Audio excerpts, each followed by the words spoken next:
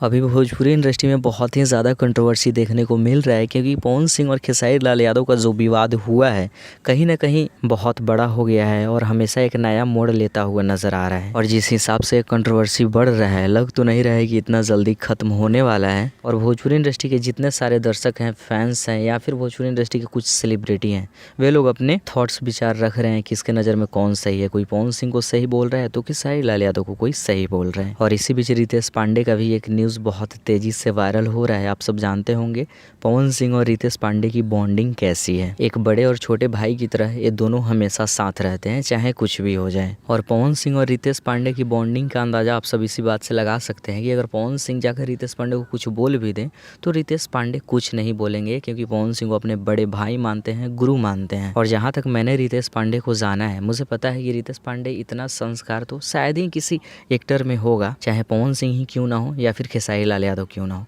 रितेश पांडे को उस हिसाब से रिस्पेक्ट नहीं मिल पाता है जितना उन्हें मिलनी चाहिए। लेकिन इस चीज़ को साइड करते हैं, सीधे मुद्दे की बात करते हैं। आप सबको बता दें, एक न्यूज़ बहुत तेज़ी से वायरल हो रहा है कि रितेश पांडे ने खेसारी लाल यादव को अनफॉलो कर दिया है। इसकी पुष्टि करने मैं इंस्टाग्राम पे पहुंचा, वहाँ पे देखा तो रितेश पांडे पवन सिंह को फॉलो किए हुए थे, लेकिन खेसारी लाल यादव को फॉलो नहीं किए थे। रितेश पांडे खेसारी लाल यादव को पहले से फॉलो नहीं करते थे या फिर अभी अनफॉलो किए हैं। लेकिन न्यूज़ वायरल हो रहा था तो मैंने सोचा कि आप सबके सामने फैक्ट बताऊँ इस चीज़ की सच्चाई क्या है। तो बस आज की इस वीडियो में इतना ही। बने रहिए, चैनल को सब्सक्राइब कीजिए, इस वीडियो को जितना हो सके शेयर कर दीजिए।